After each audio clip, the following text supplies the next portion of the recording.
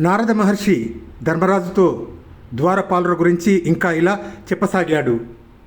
వక్రత్వంబు ఎటులేక పాయని మహా వైరంబుతో నిత్య జాత క్రోధ స్మరణంబులన్ విదలిత ఉజ్జత్పావ సంఘాతులై చక్రచిన్న శిరస్కులై ముని వచ శాప అవధి ప్రాప్తులై చక్రని చెందిరివారు పార్శ్వచరులై సారూప్య భావంబునన్. ఆ జయవిజయులు ఇద్దరు ద్వేష రోషాదులతోనే జన్మించారు. హరిని దూషించటం వారి పుట్టుకతోనే ప్రారంభమైంది. మహా వైరంతో నిత్య క్రోధంతో వారు హరిని నిందించేవాళ్ళు. హరిభక్తులను బాధిస్తూ వేధిస్తూ ఉండేవాళ్ళు. ఆ విష్ణువును పట్టి పరమార్చాలి అనే ఉద్ధృతమైన ఉత్కంఠతో అదే ధ్యాసతో వాళ్ళు ఉండేవారు. వారికి వేరే ఆలోచనే లేదు. ఊహలన్నీ ఆయన చుట్టే. అలా వారి గుండెల్లో హరి నిండి ఉండేవాడు. అందుచేత వారి పాపం పండిపోయింది. కృష్ణ పరమాత్మ ఇప్పుడు వారి శిరస్సులను సుదర్శనంతో ఖండించి వేశాడు. సనక సనందనాథుల శాపం గడువు పూర్తి అయింది. తిరిగి వారు విష్ణు సాయుధ్యం పొందారు. వారు మొదటి జన్మలో హిరణ్యాక్ష హిరణ్యకశిపులు. వారి తల్లి పేరు దితి. ఆ ఇద్దరిలో చిన్నవాడైన హిరణ్యాక్షుడు భూమిని చుట్టుకొని పట్టుకుపోతూ ఉంటే విష్ణువు వరాహ రూపంలో వచ్చి సంహరించాడు.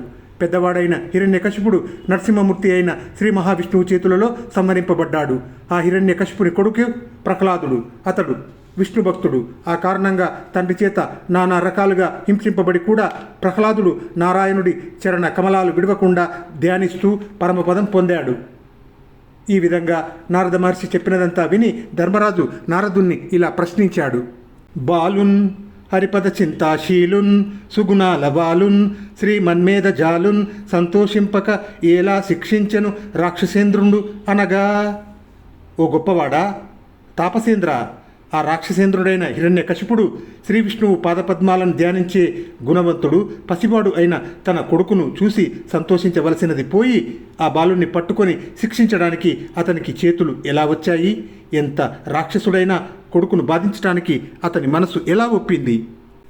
పరిభూత వ్యదనంబులు నిరుపమ సంసార జలది నిర్మదనంబులు నరకేసరి కథనంబులు పరిరక్షిత దేవ యక్ష పని మిథునంబులు.